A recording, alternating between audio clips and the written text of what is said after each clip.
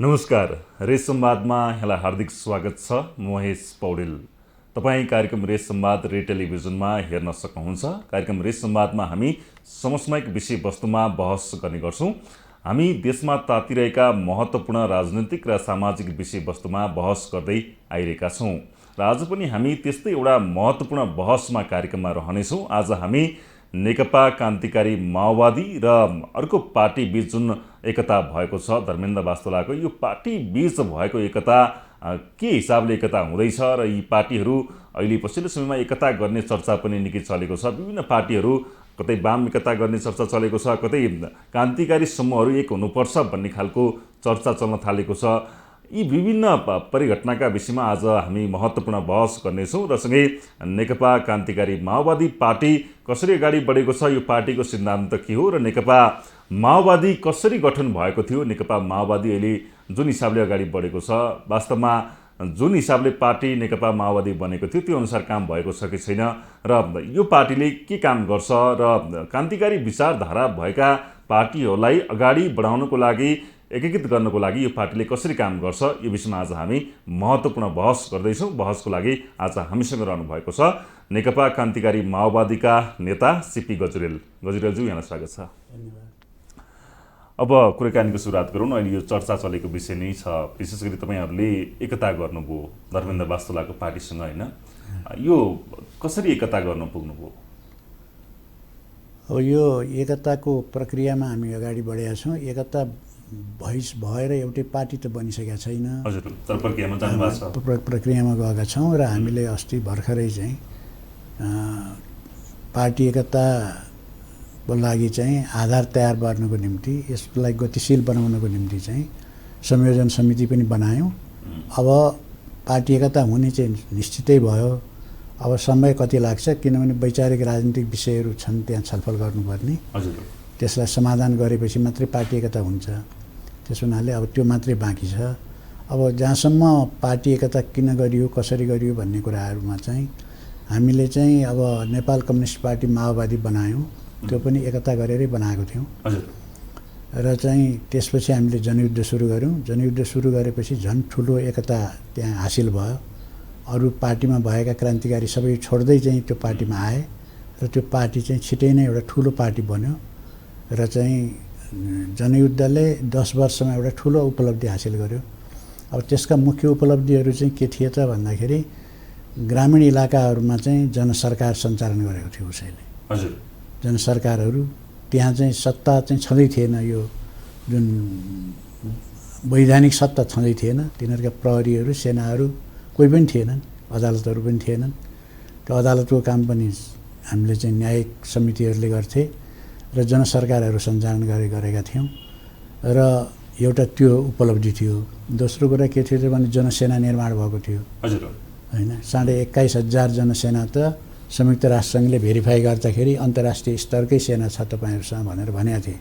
त्यसै हुनाले नै त्यसलाई स्वीकृति दिएको थियो र त्यहाँबाट चाहिँ अब हामी केन्द्रीय रूपमा सत्ता कब्जा गर्ने अवस्थामा पुगेका थियौँ र त्यही उद्देश्यले चाहिँ हामी वार्तामा पनि आयौँ र त्यहाँबाट गएर केन्द्रीय सत्ता अब कब्जा गर्ने भन्ने योजनाका साथ फौजी योजना पनि के थियो भने ढाडमा टेकेर टाउकामा हान्ने भन्ने रणनीति थियो।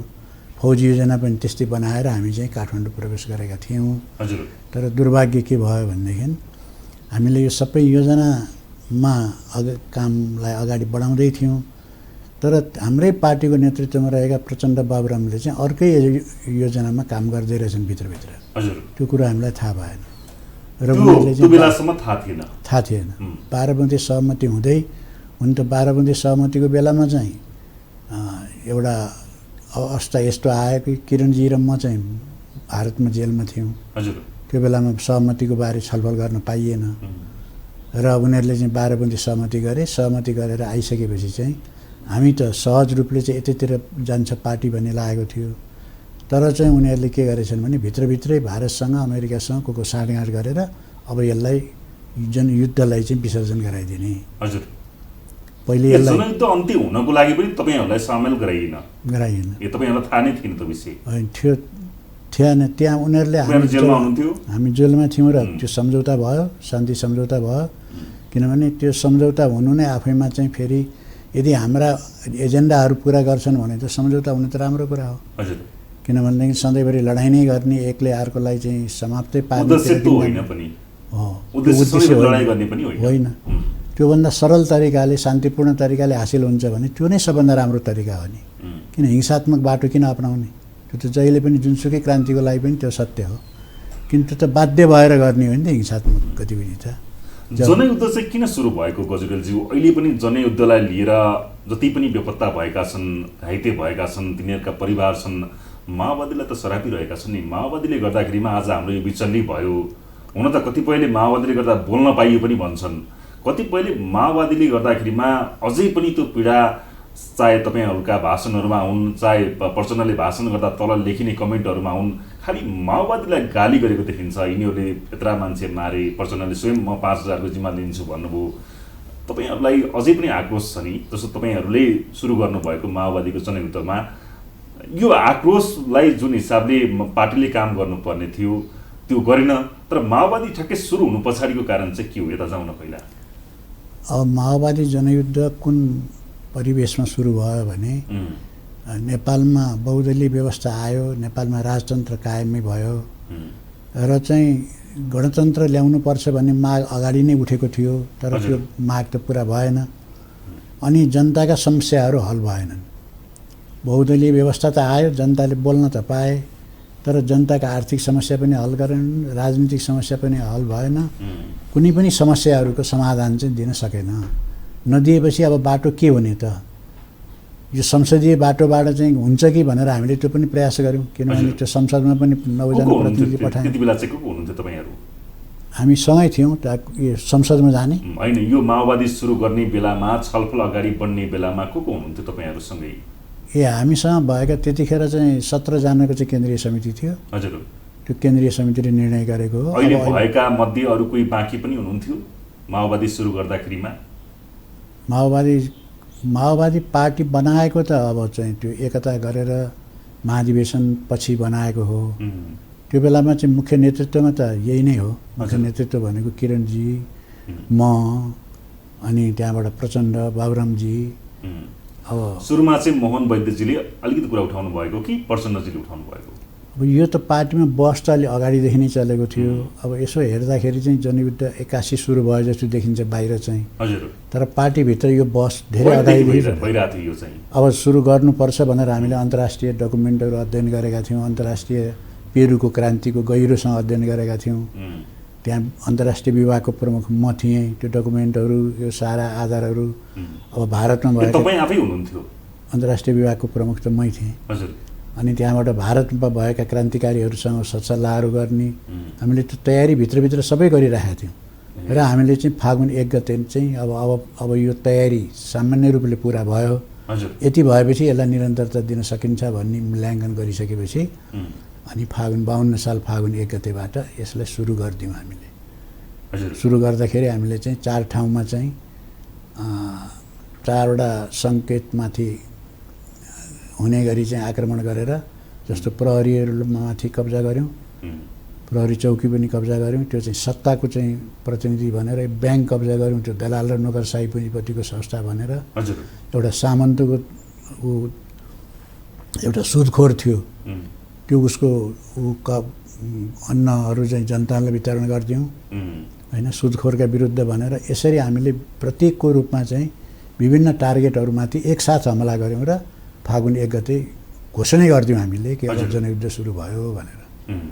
त्यो भनेपछि छलफल माओवादी सुरु गर्नुभन्दा अगाडि, छलफल अगाडि धेरै अगाडिदेखि नै भइरहेको थियो र कसरी जाने भन्ने विषयमा विभिन्न चाहिँ छलफल अगाडि बढेर माओवादी पार्टी सुरु भयो। यो पार्टी सुरु भएको कारणहरू चाहिँ के हो गजुरेलज्यू? आज भनिदिनुहोस् न। तपाईँसँग यस्तो भेट्ने मौका पाइएको छ होइन, धेरै प्रश्नहरू पनि छन् मसँग तपाईँलाई गर्नुपर्ने। माओवादी पार्टी के चाहिँ भनेर जनताको लागि यत्रो युद्धमा होमिएको थियो, आज माओवादी पार्टीले के गरिरहेको छ? माओवादी पार्टीको निर्माण किन भयो भन्दाखेरि हजुर, नेपालमा अर्ध सामन्ती अर्ध औपनिवेशिक व्यवस्था चल्दै आयो लामो समयदेखि। यो राणाशाहीको अन्त्य भएपछि सामन्तवाद र निरङ्कुशता त शासन त सिद्धियो। हजुर, त्यसमा बहुदलीय व्यवस्था त आयो, तर चाहिँ देशको अर्ध सामन्ती व्यवस्था चरित्र चाहिँ कायमै रह्यो। र नेपाल भारतको चाहिँ अर्ध उपनिवेशको रूपमा चाहिँ स्वतन्त्र राष्ट्र पनि रहेन र यहाँका जनताका समस्याहरू खास गरेर आर्थिक समस्याहरू समाधान भएनन्, यहाँको राष्ट्रिय स्वाधीनताको समस्या हल भएन, जनजीविकाहरू राष्ट्रियता जनजीविका र अनि जनगणताका गणतन्त्रका समस्याहरू हल भएनन्। त्यो समस्या हल गर्नुको निम्ति के गर्ने त भन्दाखेरि अर्धसामन्ती र युद्धबाहेक अरू समाधान केही थिएन। त्यो चाहिँ हामीले अरू समाधानको उपाय पनि गऱ्यौँ, किनभने नेपालमा ल्याउनु पर्ने हामीले त्यसको समाधानको निम्ति चाहिँ जनगणतन्त्र थियो, जनगणतन्त्र नै हो, त्यो विश्वमा स्थापित भइसकेको थियो। नौलो जनवाद अथवा जनगणतन्त्र एउटै कुरा हो। नौलो जनवाद त चीनमा स्थापित भएको थियो, माओको नेतृत्वमा त्यहाँको कम्युनिस्ट पार्टीले स्थापना गर्यो र उसले त्यो समस्या हल गर्यो। छिटै छोटो अवधिमा नै चीनमा द्रुत किसिमले विकास भएर अहिले त एउटा शक्ति राष्ट्रको रूपमा उदय भएको छ भने नेपाललाई पनि त्यस्तै खालको व्यवस्था चाहिन्छ। ठ्याक्कै उस्तै नक्कल गर्ने त कुरा होइन, तर आधारभूत रूपमा त्यस्तो व्यवस्था ल्याउन सकियो भने नेपालमा पनि चाँडै द्रुत किसिमले विकास गरेर नेपाल चाहिँ एकदम अगाडि जाने सम्भावना विद्यमान छ। हामीसँग प्राकृतिक संसाधनहरू पनि छन्, जनताहरू पनि त्यस्तै छन्, मेहनती जनताहरू छन्, सबै कुरा छ हामीसँग। यहाँ व्यवस्था ठिक भएन, त्यसकारण व्यवस्था बदलेर नयाँ जनवादी व्यवस्था ल्याएर हामीले चाहिँ यो गर्न सक्छौँ भन्ने भएपछि त्यसैको आधारमा मार्क्सवाद लेनिनवाद माओवादको आधारमा वैचारिक आधार सैद्धान्तिक आधारमा नेपालमा नयाँ जनवादी व्यवस्था स्थापना गर्ने उद्देश्यका साथ हामीले जनयुद्ध सुरु गऱ्यौँ। त्यो कुरो हामीले चाहिँ लुकाएनौँ र चाहिँ हामीले त्यो पर्चाबाट पनि पर्चा छरिदिउँ त्यही राति, अनि त्यहाँबाट पोस्टरहरू पनि त्यही ढङ्गले टाँस्यौँ र जनतालाई प्रश्न गऱ्यौँ कि अब नयाँ जनवादी क्रान्ति नेपालमा सुरु भयो, अब लामबद्ध हुनुहोस् भनेर हामीले अपिल गऱ्यौँ। त्यो उद्देश्यका साथ माओवादी जनयुद्धलाई लिएर विभिन्न प्रश्नहरू खडा हुने गर्छन् कि गजुरेज्यू, कसरी युद्ध सुरु गर्नुभयो उहाँहरूले? अब अहिले जस्तो प्रचण्ड भारत जाँदाखेरिमा चाहिँ के चर्चा हुन्छ भने त्यो बेलामा जनयुद्ध सुरु गर्दाखेरिमा भारतले चाहिँ सहयोग गरेको थियो र आज हरेक कामको लागि भारत जानुपर्छ प्रचण्डलाई भन्ने खालको कुरा पनि आउँछ होइन? तपाईँहरू भारतको आडमा जनयुद्ध सुरु गर्नुभएको, कसरी जनयुद्ध चाहिँ यत्रो ठुलो युद्ध, यति धेरै हतियारहरू, यत्र मानिसहरूलाई गोलबद्ध गरेर यो जनयुद्ध भन्ने जुन सुरु गर्नुभयो, देशमा ठुलो चाहिँ द्वन्द्व फैलियो, 10 वर्षसम्म मानिसहरूले धेरैले ज्यान पनि गुमाए। यो कसको आडमा जनयुद्ध सुरु भएको थियो भन्ने खालको अझै पनि मानिसहरूलाई चाहिँ प्रश्न चिन्ह खडा छ कि आज तपाईँले प्रश्न पारिदिनुहोस् न, यो जनयुद्ध कसरी कसको आडमा चाहिँ सुरु भएको?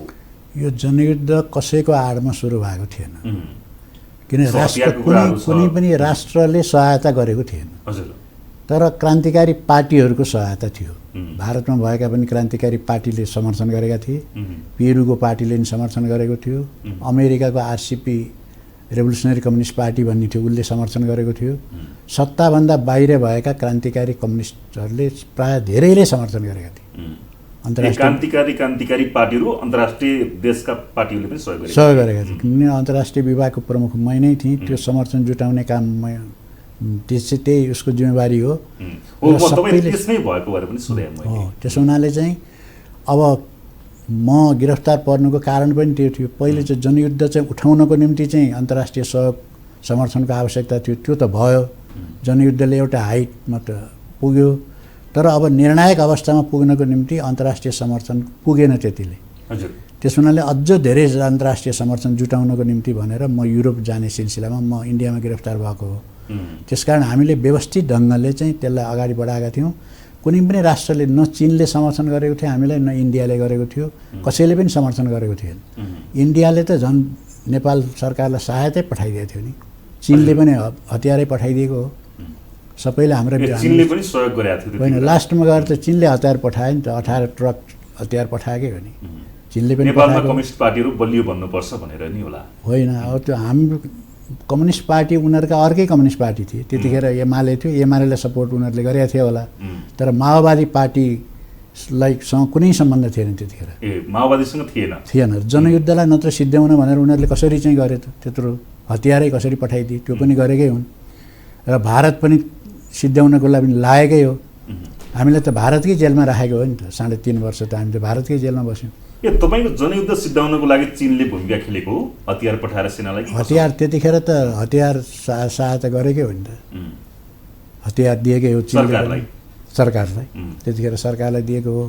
भारतले पनि सहायता गरेको हो, त्यहाँ धेरै हामी लगायत धेरै साथीहरूलाई इन्डिया जेलमा राखेको हो। मलाई आतङ्ककारी मुद्दामा लगाएर जम्मू कश्मीरका चाहिँ उसलाई लगाउने मुद्दा हामीलाई लगाएको थियो, जसमा फाँसीको सजायसम्म हुन सक्थ्यो। त्यस्तो मुद्दा लगाएर हामीलाई चाहिँ किरणजी र मलाई इन्डियाको जेलमा राखेको थियो भनेपछि भारतको समर्थन भयो त किन हामीले त्यस्तो दुःख भोग्नु पर्ने थिएन। त्यो थिएन सुरुमा, तर यहाँनिर चर्चा हुने गरेको म त्यहाँ त्यो पनि भन्छु म तपाईँलाई। त्यो थिएन। वास्तविक रूपमा चाहिँ भारतले समर्थन गर्ने कुरा पनि भएन, किनभने भारत यो कारणले चाहिँ बढी आत्तिएको थियो कि यदि नेपालमा जनयुद्ध सुरु भयो भने भारतमा पनि त्यसको असर पर्छ। भारतमा जनयुद्ध सुरु गरिरहेका पार्टीहरू पनि छन्, उनको लागि चाहिँ आधार पनि तयार हुन्छ। त्यसकारण यो जनयुद्ध नेपालकै जनयुद्धलाई सिद्ध्याइदिनुपर्छ भन्ने भारतको आफ्नो इन्ट्रेस्ट थियो भारतीय शासकवर्गको। त्यसकारण उनीहरूले हामीलाई समर्थन गर्ने कुरा भएन। त्यसलाई जसरी भए पनि सिद्ध्याउने उनीहरूको योजना थियो। त्यो योजना चाहिँ कहाँ चाहिँ पुरा भयो त भन्दाखेरि उनीहरूले कहाँबाट चाहिँ त्यसलाई सिद्ध्याउने चाहिँ सफलतातिर उनीहरू गए भने, किनभने एउटा युद्ध क्रान्तिकारी युद्धलाई क्रान्तिकारी आन्दोलनलाई सिद्ध्याउने चाहिँ विभिन्न तरिकाहरू हुन्छन्। एउटा तरिका के हुन्छ भनेदेखि दमनद्वारा सिद्ध्याइदिने। हजुर। तर नेपालको जनयुद्ध दमनबाट सिद्धिएन। दमन त धेरै ठुलो भयो। किलो सेराटु सिद्ध्याउने खेलहरू धेरै भयो। किलो सेराटु अपरेसन भनेर चाहिँ गिरिजाप्रसाद कोइरालाले गरे नि त। जहाँ भेट्ट ती माओवादीले मारिदियो भने मूल्य तोकियो। अहिले जुन माओवादी मिलिरहेको छ त्यही काङ्ग्रेसले टाउकाको मूल्य पनि टाउकाको मूल्य तोक्यो। शेरबहादुर देउवा नै प्रधानमन्त्री थिए, हाम्रो टाउकाको मूल्य तोक्ने हुनै हुन्। हजुर। होइन, उनीहरूले हाम्रो टाउकाको मूल्य पनि तोके, सबै कुरा गरे, तर त्यो दमन भएन, दबिएन। झन्झन त्यो चाहिँ विकास गर्दै गयो त्यसले। त्यो भइसकेपछि एउटा तरिका फेल भयो उनीहरूको। दोस्रो तरिका के हो भने नेतृत्वलाई सिद्ध्याइदिने। नेतृत्व नभएपछि त क्रान्ति अगाडि बढ्दैन। नेतृत्वलाई पनि सिद्ध्याउन सकेनन्। हामीलाई गिरफ्तार त गरे, तर हाम्रो हत्या गर्न चाहिँ सकेनन्। त्यहाँ अन्तर्राष्ट्रिय परिस्थिति त्यस्तो भयो। त्यसपछि तपाईँलाई त्यो हत्या गर्ने प्रयास पनि भयो त्यो बेलामा, गिरफ्तार गर्ने सम्भावना थियो। किनभने त्यो उनीहरूले धेरै केही दिनसम्म त उनीहरूले म गिरफ्तार भएको कुरा डिस्क्लोजै गरेनन् नि। हजुर। त्यो भित्रै मात्रै चाहिँ थाहा भयो। उनीहरूले बयान लिने ओर्ने भित्रभित्र गरे, तर बाहिर ल्याए। कहाँबाट गिरफ्तार भएको थियो त्यतिखेर? म चाहिँ चेन्नई एयरपोर्टबाट गिरफ्तार भएको थिएँ। ए हजुर। एयरपोर्टमा म चाहिँ मेरो चेक जाँच हुने सिलसिलामा, मेरो लगेज त पठाइसकेको थियो, चेक जाँच हुने सिलसिलामा चाहिँ त्यहाँ चाहिँ अलिकति डाउट गर्यो पासपोर्टमा र मलाई त्यहाँ हिरासतमा लियो। त्यसपछि चाहिँ अनि हजुर गिरफ्तार भयो। अब नेतृत्वको कुरा गरौँ न। माओवादीको बेलामा चाहिँ अब तपाईँलाई अलिकति म यो टुङ्गाइदिए सजिलो हुन्छ। त्यो भयो, त्यो सकेछन्। त्यसकारण उनीहरूले के गरे त भने अब नेतृत्वलाई नै राजनीतिक रूपले चाहिँ आफ्नो पक्षमा ल्याउने। हजुर। उनीहरूको खेल यतातिर भयो। त्यो पनि एउटा तरिका हो। क्रान्तिकारी आन्दोलन सिद्ध्याउने चाहिँ नेताहरूलाई नै आफ्नो बनाइदिएपछि त सिद्धिहाल्यो। त्यही नेताले नै आफ्नो गिरिजाप्रसाद कोइरालाले खेल्नु। गिरिजाप्रसाद कोइराला भन्दा पनि इन्डियाले त्यो विशेष गरेर इन्डिया अमेरिकाहरूले माथि यिनीहरूले खेलेर त के खेलिन्थ्यो। तर इन्डिया र अमेरिका यिनीहरू सबै लागेर अब यसलाई कसै गरी पनि यो जनयुद्ध त समाप्त पार्नुपर्छ। किनभने त्यतिखेरसम्म के भइरहेको थियो भने अब कम्युनिजम संसारबाट सिद्धियो भन्ने प्रचार भएको थियो। हजुर। त्यो प्रचारबाजीमा मात्रै अमेरिकाले करोडौँ डलर खर्च गरेको थियो। किताबै लेखियो, सारा लाइब्रेरी भरिए, त्यो सब अभियान चलाएको थियो। नेपालमा चाहिँ अब ज्वाला दन्क्यो, त्यो सबै किताबै काम लागेन। अब नेपालमा कसरी भयो त कम्युनिजम, कसरी उदय भयो त नेपालमा? किनभने मिडियाहरूले लेख्न थाले कि हिमालयको उसबाट चाहिँ उदायो, फेरि साम्यवाद त्यहाँबाट उदायो भनेर भने, लाल झन्डा चाहिँ अब एभरेस्टमा गाडियो भनेर शीर्षकमा सम्पादकीय लेखिन थाले। त्यो सबै भइसकेपछि अमेरिकाले गरेको प्रयास त सिद्धियो। कम्युनिजम त फेरि त्यहाँबाट एउटा सानो त्यहाँका क्रान्तिकारी पार्टीहरूले चाहिँ समर्थन गरेका थिए, देशले चाहिँ समर्थन गरे। क्रान्तिकारी पार्टीहरूले यो सबै प्रचार गर्ने नै उनीहरू नै हुन्। हजुर। उनीहरूले प्रचार गरेका थिए। त्यसकारण उनीहरूले के गरे भने अब यसलाई सिद्ध्याउने एउटा बाटो के हो भने प्रचण्ड र बाबुरामहरू जुन त्यतिखेर मुख्य नेतृत्वमा थिए, यिनीहरूलाई आफ्नो बनाइदिएपछि सबै काम यिनीबाट गराउने भनेर जुन उनीहरूले योजना बनाए, त्यसमा चाहिँ उनीहरू सफल भए। अहिले पनि त्यो भइरहेछ। किनभने पहिले चाहिँ प्रचण्डले अब शान्ति वार्ता भने, शान्ति वार्ता त हुन्छ, अब किन शान्ति नगर्ने? किन नेपालीको बिचमा कति लडाइँ गर्ने? शान्ति गर्नको निम्ति मरिसकेका थिए। त्यसकारण चाहिँ ठिकै छ भनेर शान्ति प्रक्रिया जहाँ गर्ने, अनि उनले चाहिँ स्थायी युद्ध विराम भनेर चाहिँ अब हामी चाहिँ हतियार चाहिँ उठाउँदैनौँ भनेर उनीहरूले हस्ताक्षर गरिदिएपछि त्यहाँबाट हामीलाई शङ्का त पैदा भयो। किनभने अरू कुनै माग पुरा भएकै छैन। हजुर अब एकैचोटि हतियार बिसाइदिएँ भनेर उनीहरूले गरेपछि यिनले आत्मसमर्पण गरे कि भन्ने थोरै आशंका त लाग्यो। तैपनि अब आएर कुराकानीहरू गर्दापछि अब यो गर्नै पर्ने भयो शान्ति प्रक्रियामा जानको निम्ति, तर मैले त्यो गरेको छैन, म गर्दै गर्दिनँ नि, त्यो त गद्दारी हुन्छ भने उनले, त्यो ठिकै होला भनेर हामी शान्ति प्रक्रियामा गयौँ। अनि संविधान सभाको माग पनि पुरा भयो, त्यो हाम्रो पनि हाम्रै माग थियो। त्यो संविधान सभामा हामी चाहिँ फेरि सहभागी पनि भयौँ। त्यसपछि चाहिँ अनि अगाडि बढ्यौँ। अनि यो हुँदै गएपछि चाहिँ अनि क्रमशः उनले चाहिँ के गर्न थाले भने जनयुद्धका उपलब्धिहरू सबै छोड्दै जान थाले। पहिले के गरे भने सेना समायोजन गर्ने भनेर अनि सेनालाई लगेर क्यान्टोनमेन्टमा लगेर राखे। हजुर है, किन सेनालाई उम्किन नदिने, त्यहाँ क्यान्टोनमेन्टमा लगेर राखे। त्यो सबै अमेरिकन र इन्डियनहरूको प्लान थियो, कसरी उनीहरूलाई गर्ने भनेर योजनाबद्ध ढङ्गले उनीहरूले प्लानिङ गरेका थिए र त्यसलाई लागू गर्ने काम चाहिँ प्रचण्डले गरे यतातिर हाम्रो तर्फबाट। भनेपछि अमेरिका र भारतको चाहिँ इन्ट्रेस्ट अनुसार माओवादीले पछि काम गर्न थाल्यो।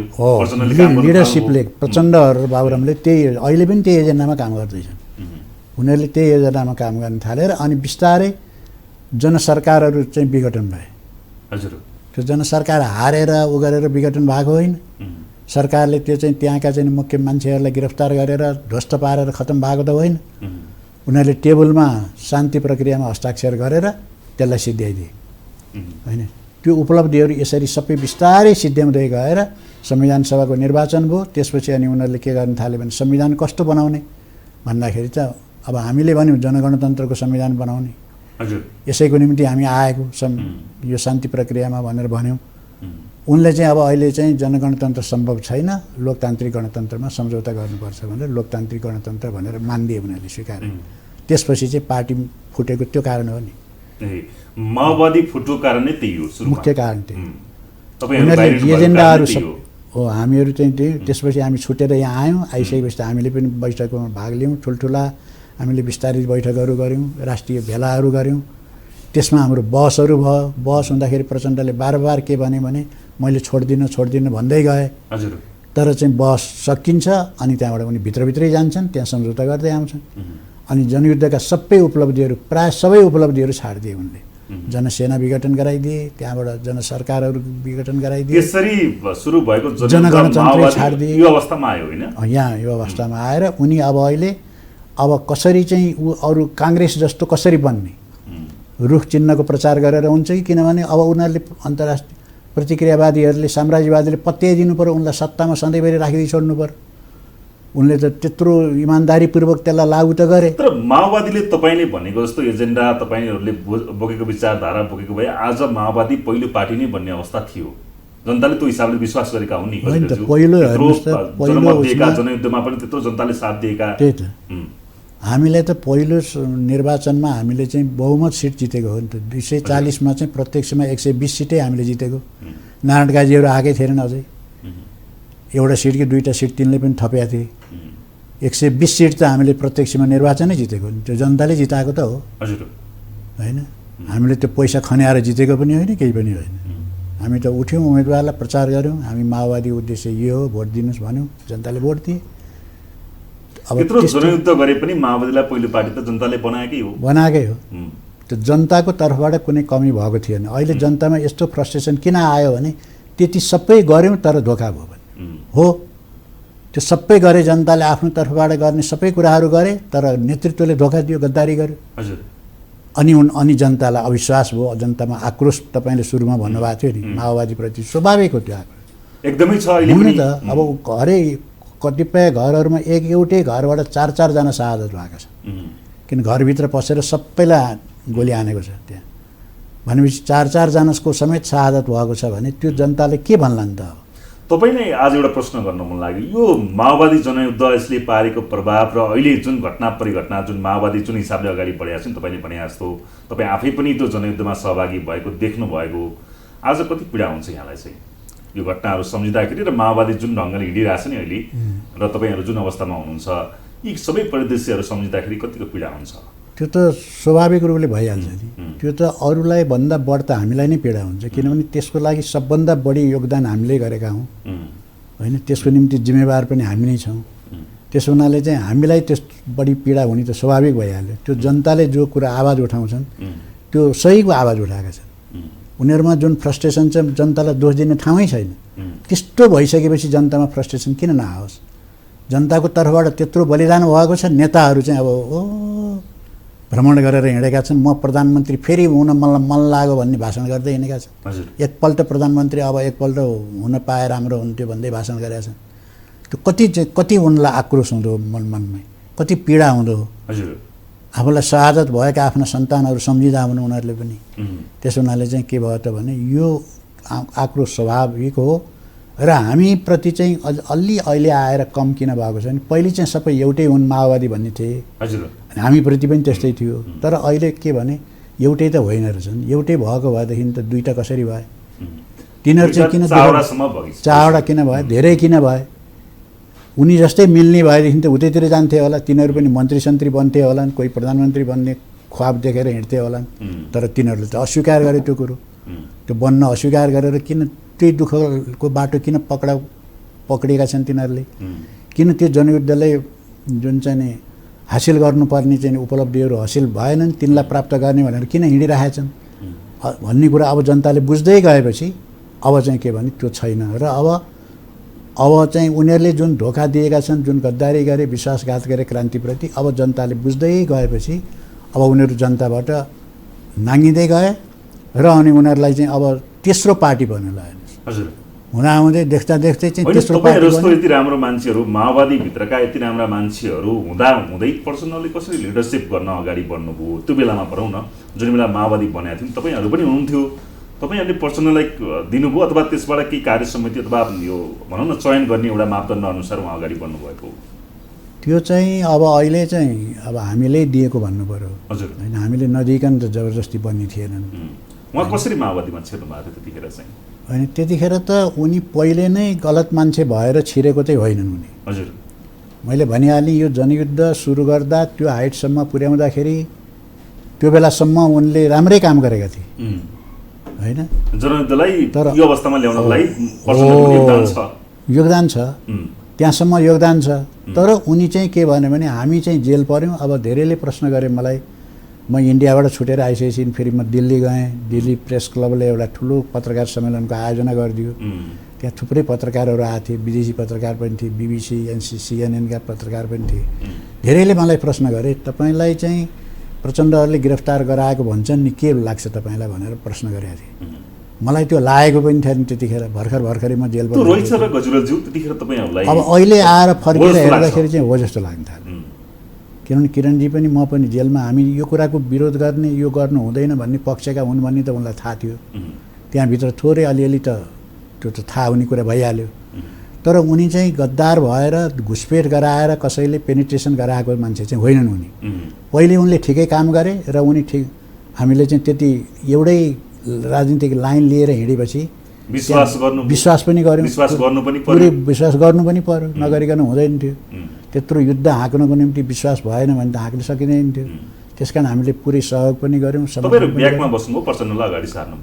ब्याकमा भन्नाले अब कार्यविभाजनमा उनी चाहिँ महासचिव बने होइन, महासचिव बने र अब ठिकै छ, अब उनलाई नै सहयोग गरौँ भन्ने चाहिँ आयो। उनी हामीभन्दा धेरै जुनियर भएर पनि अब चाहिँ त्यहाँ एउटा सेक्टर काण्ड घटेको थियो, न्यू चाहिँ त्यो भयो। तर त्यो न्यू मात्रै हो होइन। त्यतिखेर चाहिँ चुनाव बहिष्कार गर्दा सेक्टरमाथि हान्ने चाहिँ काम भयो। त्यहाँ त्यो निर्णय चाहिँ सँग जोडिएको भएको हुनाले त्यो सेक्टर काण्ड चाहिँ गलत थियो। त्यसो हुनाले चाहिँ त्योसँग सम्बन्धितले कुनै कारबाही चाहिँ जिम्मेवारी लिनुपर्छ र कारबाहीमा पर्नुपर्छ भनेपछि हामी त्यो गऱ्यौँ र भएको थियो। त्यो एउटा न्यू मात्रै थियो। प्रचण्डलाई हामीले चाहिँ वास्तवमा चाहिँ ठिकै छ, यिनले चाहिँ गर्ने उत्साह पनि छ, अब गरून् भनेर हामीले सहयोग गरेको थियो। तर पछिल्लो चरणमा गएर चाहिँ यिनीहरू चाहिँ पतन त्यहाँ भएछन् र त्यही अनुसार बाबुराम भट्टराई प्रचण्डकै लाइनमा हुनुहुन्थ्यो। होइन, बाबुराम भट्टराई त पहिलेदेखि नै चाहिँ प्रो इन्डियन भनेर भन्थे। उनलाई मान्छेलाई त्यति विश्वास पनि गरेका थिएन। किनभने GNUमा पढेको, इन्डियनको वकालत गर्ने अलिकति बढी। त्यस कारण यिनी प्रो इन्डियन हुनु भन्ने चाहिँ पार्टीभित्र पनि धेरैलाई थियो। उनलाई धेरै विश्वास गरेको थियो, त्यस्तो भएको थियो। त्यस कारण उनलाई धेरैले विश्वास गर्दैन थिए, यो के हो भन्थे। प्रचण्डलाई त्यस कारण चाहिँ मुख्य नेता चाहिँ प्रचण्डलाई बनाएको हुन्। तर प्रचण्डले उनलाई फेभर गर्थे। उनलाई पनि लिएर हिँड्नको निम्ति चाहिँ उनलाई जिम्मेवारी दिने बेलामा चाहिँ उनले चाहिँ अब क्रान्तिकारीलाई प्रचण्डले त्यतिखेर अहिले बुझ्दाखेरिमा तपाईँहरूलाई सिद्धाउनको लागि आफू अगाडि बढ्नको लागि गर्नुभएको रहेछ भन्नेदेखि अहिले प्रश्न भयो। तपाईँहरू आएको भए त्यस्तो हुन्थेन होला नि माओवादी। त्यो त हुने सम्भव थिएन। हामी मोहन बद्रीजी तपाईँ आउनुभएको भए त्यो सम्भव हुन्थेन। अहिले यस्तो चाहिँ हुन्थेन। हाम्रो यो माओवादी पार्टी पतन भएर अब चाहिँ त्यहाँ काङ्ग्रेसभन्दा पनि तल झर्ने खालको चाहिँ हुने थिएन त्यो पार्टी चाहिँ। त्यस्तो बनाउनु थिएन पार्टीलाई। त्यो विचारधाराले आउनु भएको पनि होइन माओवादी होइन। हामी चाहिँ जनगणतन्त्रको लागि आएका हौँ। जनगणतन्त्रको संविधान बनाउनुपर्छ भनेर मोर्चा खोलेको थियौँ हामीले, होइन। त्यो मोर्चालाई पनि हामीले कायमै राख्थ्यौँ। जनगणतन्त्रको संविधान बनाउनुपर्छ भनेर लड्थ्यौँ, आन्दोलन पनि गर्थ्यौँ, सडक आन्दोलन पनि गर्थ्यौँ। त्यो दुईटाको प्रेसरबाट हुनसक्छ नेपालमा जनगणतन्त्र आउने सम्भावना पनि थियो। सम्भावना थिँदै थिएन भन्ने कुरा होइन, तर त्यो हुन सकेन। त्यो केबाट दोष चाहिँ कसलाई दिनु पर्यो भने अमेरिका भारतलाई दोष दिने कुरा भएन। किनभने उनको त कामै त्यही हो, कम्युनिस्टहरूलाई चाहिँ दबाउने, त्यस्तो शासन व्यवस्था ल्याउन नदिने त उनीहरूको कामै हो। उनले त्यो काम गर्नु त स्वाभाविकै हो। सबभन्दा ठुलो विश्वासघात चाहिँ कोबाट भयो भने प्रचण्डबाट भयो। हजुर, अब प्रचण्डको विषयमा थोरै कुराकानी गरौँ न। जस्तो प्रचण्ड जो लाइनमा आउँछ त्यसैलाई जनताले विश्वास गर्ने रहेछन्, त्यसैलाई सरकारमा पनि महत्त्व दिँदो रहेछ भन्ने कुरा त देखियो नि होइन गजरेलज्यू। यो घटना परिघटनाले तपाईँहरू पनि यो माओवादीलाई यहाँसम्म ल्याउनको लागि योगदान पुर्याउनु भएको, तपाईँहरूको भूमिका ठुलो थियो। तर जो लाइनमा आयो, जसले चर्चा पायो, त्यसले अहिलेसम्म माओवादी भन्ने पार्टी हाँकिरहेको छ। यो पार्टीमा यस्तो के हुँदो रहेछ? यो त उनले चाहिँ तपाईँहरूले छोड्दा पनि यो माओवादी भन्ने पार्टी भइरहने, प्रचण्ड अगाडि अब एक हिसाबले भनौँ न तपाईँहरूको अवस्था हेर्दाखेरि उहाँहरू अझै पनि सरकारमै हुनुहुन्छ। यो लाइनमा आएको मान्छेहरूलाई मात्रै हेरिँदो रहेछ कसो? यस्तो भयो, यो चाहिँ के भयो त भने एउटा प्रतिक्रान्ति भयो। क्रान्तिको निरन्तरता अहिले नेपालमा जनसेना भएको भए, आधार इलाकाहरू भएको भए, जनसरकार भएको भए त्यो प्रचण्ड हावी हुन पाउँथेनन्। यिनी त घुम्नै पाउँथेनन्। जनसरकारले प्रचण्ड किन हावी भइरहनु भएको छ हो, प्रचण्ड किन हावी भयो भने उनी समेत भएर एउटा प्रतिक्रान्ति भयो, होइन। प्रचण्डकै पछि किन मान्छेहरू अझै लागिरहेको छ? होइन, म भन्छु त्यो चाहिँ के हो भने त्यसपछि प्रचण्डलाई अगाडि सारेर उनीहरूले प्रतिक्रान्ति गरे, सबै माहौल बदलियो। जनताका पक्षका त सबै धराशायी भए नि, जनसरकारहरू जम्मै ध्वस्त भइहाले, होइन। जनमुक्ति सेना सिद्धिहाल्यो, होइन। अनि जनताका पक्षका चाहिँ वाइसिएल पनि सिद्धिआए, केही बाँकी रहेन जनताको पक्षको। प्रतिक्रान्ति नै भयो पुरै सिद्धिएपछि त अब माहौल कसको बन्यो? प्रतिक्रान्तिकारीहरू अगाडि आए। पार्टीभित्र पनि कस्ता मान्छे आए भनेदेखि तिनी दलालहरू जुन छन्, पैसावाला जुन छन्, जसले चाहिँ प्रतिक्रियावादीहरूको बढी सेवा गर्न सक्छन्, तिनीहरू नै आए तिनीहरू। त्यस कारण एउटा क्रान्तिपछि प्रतिक्रान्ति भयो भने प्रतिक्रान्तिकारीहरू अगाडि आउँछन्, तर त्यो के हुन्छ भने अस्थायी हुन्छ त्यो। अब उनीहरूले ढाकछोप गरेर अब सिद्धिँदैन। अब कति टालटोल गरेर चाहिँ यिनीहरू छेकिन्छन् र अब छेकिँदैनन्, किनभने प्रचण्ड एकपछि अर्को गर्दै उनी नाङ्गिँदै गएका छन् नि। यो कुरो त प्रष्ट हो। तर अब त्यत्रो स्थापित भइसकेको, त्यत्रो जनयुद्धको चाहिँ नायक भइसकेको मान्छे नाङ्गिन अलिकति टाइम त लाग्छ, किनभने उनी नायक मान्छे खलनायक भएका छन्। नायक बनाएको तपाईँहरूले नि? हामीले नायक बनायौँ, जनताले पनि बनायो। मुख्य त हामीले बनायौँ भनौँ उनलाई। जनताले बिचरा के थाहा, हामीले बनाएको। जनताले त बिचरा के थाहा र? जनताले ठिक छ भन्यो सबैले। उहाँलाई नबनाउन पनि सकिन्थ्यो होइन? होइन, यस्तो थाहा भएको भए त सकिन्थ्यो, तर त्यो थाहा हुँदैन कहीँ पनि। किनभने यो फेरि विश्वको कम्युनिस्ट आन्दोलनको अथवा कुनै पनि आन्दोलनको इतिहासमा यस्तो देखिन्छ। जस्तो लेनिनकै पार्टीमा दुईजना सिआइडीहरू पोलिट ब्युरोमा पुगेर छन्, लेनिनको पार्टीमा रुसमा। पछि चाहिँ उनीहरू एक्सपोज भयो। पार्टीभित्र को कस्तो छ, कस्तो विचार बोकिरहेको छ थाहा, भित्र उनले के बोकेको छ कसरी थाहा पाउने र? गाह्रो हुँदो रहेछ, होइन। चीनमा पनि माओको पार्टीमा त्यस्तै मान्छेहरू निक्ले। त्यसकारण चाहिँ के भने त्यो चाहिँ हामीले पहिले किन थाहा पाएनौँ भन्ने कुरा चाहिँ हुँदो रहन्छ। पहिले पाउन सकेको भए त राम्रो हुन्थ्यो, तर सकिएन।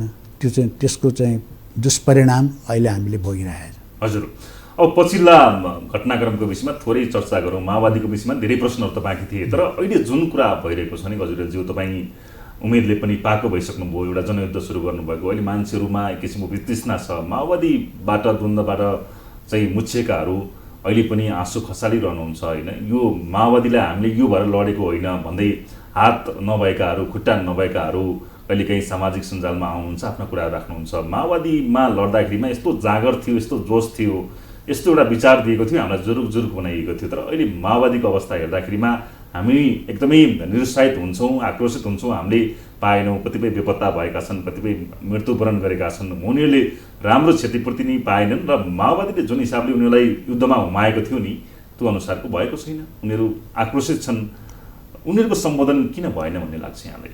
त्यो नहुनुले कतिको प्रभाव परेको छ? अब त्यो के हुन्छ भने क्रान्तिमा बलिदान चाहिँ हुन्छ नै, हरेक देशको क्रान्तिमा। चीनको क्रान्तिको हामी पर्ने चीनको क्रान्तिमा सबै हिसाब गर्ने हो भने कमसेकम नेपालको अहिलेको जनसङ्ख्या जति त होइन 1 करोडभन्दा बढी मान्छेको क्षति भयो। त्यत्रो ठुल्ठुला क्रान्तिमा त्यस्तो हुन्छ नै। तर के हुन्छ भने त्यो क्रान्ति सफल भएर जनताले त्यसको उपलब्धि हासिल गर्न पाए भने त्यो बलिदान महान हुन्छ, त्यो बिर्सिन्छ पनि, त्यो बिर्सिन्छ। त्यो परिवारहरूलाई समाजले सम्मान गर्छ। महान शहीदहरूका चाहिँ नि आमा बाबुहरू हुन् भनेर उनीहरूको समाजमा त्यत्रो ठुलो सम्मान हुन्छ। त्यो उनीहरूले महान रहेछन्, हाम्रो सन्ततिले राम्रो काम गरे भनेर उनीहरूलाई गर्व हुन्छ त्यहाँ। तर अहिले चाहिँ के भयो त भने क्रान्ति असफल भयो। आफ्नै नेताहरूबाट प्रतिक्रान्ति भइसकेपछि चाहिँ त्यहाँभन्दा उनीहरूलाई पीडाहरू के हुन्छ होला? आफ्नै नेताबाट प्रतिक्रान्ति भयो होइन, दमनबाट प्रतिक्रान्ति भन्नु अर्कै कुरा हो। प्रतिक्रियावादी दमन गरेर यस्तो अवस्थामा पुर्याएका मान्छेहरूबाट घात भयो, त्योबाट घात भइसकेपछि त्योभन्दा ठुलो पीडा त के भनेर। त्यस कारण उनीहरू जो नेपालका उनीहरू नायक ठहरिन्थे, समाजले त्यो गर्थ्यो, सम्मान गर्थ्यो। अहिले आज जनयुद्धका घाइतेहरू बेपत्ताहरूलाई त्यो सम्मान छ छैन? किन लड्या थियो? केही पनि पाउनु भएको छैन। अहिले आफ्नै सानो पसल गरेर अथवा अस्ति नै यो प्रकाश सपुतको भिडियोमै देखियो, तपाईँले हेर्नु होला होइन? त्यसमा पनि मान्छेहरू ज्यानैसम्म चाहिँ बेच्न बाध्य भए जनयुद्धका चाहिँ शहीदहरू अथवा घाइतेहरू भन्ने खालको एउटा प्रतिनिधि घटना गीतमा पनि देखाइएको थियो होइन? त्यसकारण त्यो पीडा उनीहरूलाई चाहिँ छ, स्वाभाविक हो होइन? त्यसकारण त्यो चाहिँ प्रतिक्रान्तिबाट ल्याएको कुरा हो। त्यो प्रतिक्रान्तिपछि त्यो हुन्छ। त्यो क्रान्ति सफल भएको भए यो प्रश्नै उठ्ने थिएन। किन क्रान्तिपछि बन्ने सरकारले त उनीहरूलाई त महान नायक बनाउँथ्यो, उनीहरूका शालिगहरू बनेका हुन्थे, राष्ट्रिय सम्मान प्राप्त गर्थे उनीहरूले। त्यो त महान कुरा हो नि होइन? त्यो महानतामा जान्थ्यो त्यो। अब अहिले चाहिँ आएर के भयो त भनेदेखि अब सबैले भन्छन् तैँले किन चाहिँ हिँडेको थिइस् त त्यस्तोमा, तँलाई यस्तै भयो भनेर भनिदिन्छन्। कति पीडा हुँदो, किनकि आमा बाबुलाई कति पीडा हुँदो। त्यो पीडाको चाहिँ अब उपचार के हो त भनेदेखि फेरि अर्को क्रान्ति नै हो। त्यो क्रान्तिलाई सफल पारेर नै त्यो शहीदहरूले देखेको सपनालाई साकार पारेर देखाइदिएपछि मात्रै उनीहरूको चाहिँ मन शान्त बल त्यहाँनिर गएर हुन्छ। होइन भनेदेखि अब यो तरिकाले जालजेल गरेर अब फेरि त्यहाँ पनि जालजेल प्रचण्डले गरिरहेका छन्। अब कहिले म 5000को जिम्मा लिन्छु भन्छन्, अर्को कसले जिम्मा लिइदिने हो फेरि? उनी जनयुद्धका चाहिँ कमान्डर पनि आफै भएका, जनसेनाका सुप्रिम कमान्डर पनि आफै, पार्टीको अध्यक्ष पनि आफै भनेपछि अरू कसले जिम्मा लिइदिने हो त्यो? त्यस कारण चाहिँ यस्ता कुराहरू गरेर त्यसको यो क्रान्तिकारीहरूलाई चाहिँ झन् उनले पीडा थपिदिइरहेछ। हजुर, अब अहिलेको घटनाक्रममा जाउँ न। जस्तो माओवादी त्यतिखेर बन्यो, माओवादी त्यसपछि राम्रो काम नगरेर जनताले फेरि दोस्रो पार्टी बनाइदियो, अहिले तेस्रोमा पनि पुगिरहेछ होइन? अहिले काङ्ग्रेसलाई बोकेर माओवादी हिँडिरहेको छ, गठबन्धनको सरकार अगाडि बढेको छ, अन्य दलहरू पनि छन् र प्रतिपक्षमा नेकपा एमाले छ र यही बिचमा एमसिसी भन्ने, एसपिपी भन्ने विषय पनि आयो होइन? यो जुन घटनाक्रम देखिरहेका छ नि पछिल्लो, यसलाई यहाँले कसरी बुझ्नु भएको छ? अब यो घटनाक्रममा चाहिँ अब पहिला त यिनीहरूले एमसिसीको विरोध गरे। हजुर, जब अमेरिका चाहिँ जसरी पनि पास गर्ने भनेर आयो, यिनीहरूलाई चाहिँ पहिले चाहिँ के छ भने थोरै चीन पक्षधरतिर गएको थिए, सजिलो हुन्थ्यो त्यो चिनलाई उ गर्नलाई, कम्युनिस्ट मिल्यौँ भन्नलाई सजिलो हुन्थ्यो। त्यस कारण यिनीहरू थोरै चिनको पक्षमा गए र उनीहरूले पार्टी एकता गरेर एउटै बनाए। चिनले पनि सपोर्ट गरिदियो, प्रशिक्षण पनि दियो, आएर यहाँ चिनका नेताहरू आएर प्रशिक्षण पनि दिए, प्रशिक्षण पनि लिए।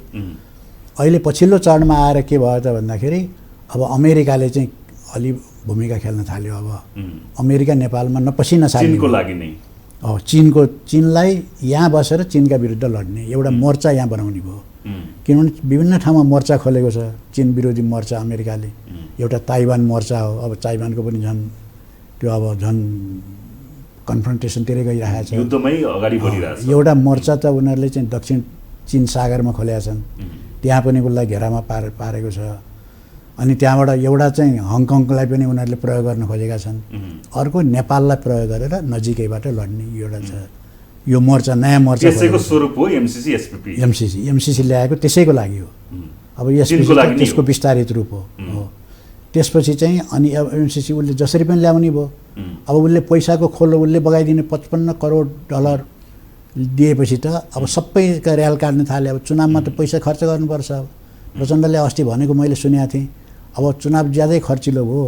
एउटा नगरपालिकामा जित्नलाई चाहिँ नि एउटा वार्ड सदस्यले 1 करोड खर्च गर्ने, अब 18-20 करोड नभइकन चाहिँ सभासद हुन नसकिने भयो, सांसद हुन नसकिने भयो। यस्तो अवस्था आयो भनेर त उनी भन्दै थिए। त्यो सबै पैसा खर्च गरेर चुनाव जितेर बल्ल चाहिँ नेता बन्ने हो, प्रधानमन्त्री बन्ने हो। त्यसको निम्ति धेरै पैसा चाहियो, कहाँबाट आउँछ? सायद चीनले त्यति पैसा दिन तयार भएन। पैसाले त्यति बाँडे जस्तो पनि लाग्दैन चीनले चाहिँ। हामीसँग पनि राम्रै सम्बन्ध थियो। पैसा बाँड्ने तरिका चाहिँ उनीहरूले धेरै अपनाउँदैन। अब अमेरिकाले चाहिँ जति पनि दिन सक्छ। त्यो त बाहिर देखाउने मात्रै हो, त्यहाँबाट भित्र त उसले जति पनि सहयोग गरिदिन्छ। त्यसकारण चाहिँ अब यो यतातिरबाट गइयो भनेदेखि चाहिँ अब प्रधानमन्त्री बन्ने बाटो चाहिँ यो हो भन्ने उनले बुझेर नै यो गठबन्धन पनि बनाएका हुन् र एमसीसीलाई भित्र प्रवेश गराएका पनि हुन्। योजनाबद्ध हो, यो बुझेरै हो, होइन? बाहिर मात्रै विरोध गरे जस्तो, बाहिर विरोध गरे जस्तो। हामीसँग चाहिँ उहाँ नयाँ बानेश्वरमा चाहिँ आउँदै थिए, त्यहाँ ती विद्यार्थी आएर नारा लाउँदै थिए, हामीले एउटा कुनामा, हामीले पर्चिरेको कुनामा तपाईँहरू त्यतैतिर गर्नुहोस् कार्यक्रम, किनभने भाग्न सजिलो हुन्छ भनेर भन्न त उनीहरूलाई त भनेनौँ हामीले। आखिर यिनीहरू भाग्ने नै हुन् 2-3 दिनमा। तर हामीसँग यता किन मिसिरहनुहुन्छ, बरु पल्लो छेउको कुनामा गर्ने भनेर भनेपछि ती कार्यक्रम गऱ्यो अरे। अनि त्यहाँबाट जति जुन बेला चाहिँ संसदमा पार्टीले एमसीसी पास गरेर भागिहाले त्यहाँबाट। त्यो छैनन् कोही पनि, छाओ कोही पनि छैनन्। त्यो नौटङ्की गरे उनीहरूले।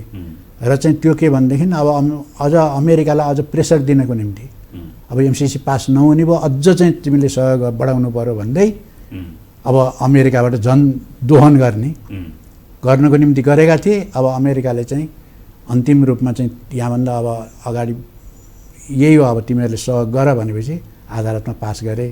र यो चाहिँ के भनेदेखि चीन विरोधी मोर्चा नेपालमा खोल्ने र नेपाललाई नै कब्जा गर्न भनेको त होइन। ऊ नेपाललाई आधार बनाएर चीनसँग लड्ने हुँदाखेरि हाम्रो देश के हुने भयो? सिरिया चेप्पोमा पर्ने भयो। अब यहाँ मिसाइल खस्दाखेरि यहीँ खस्ने भयो, होइन?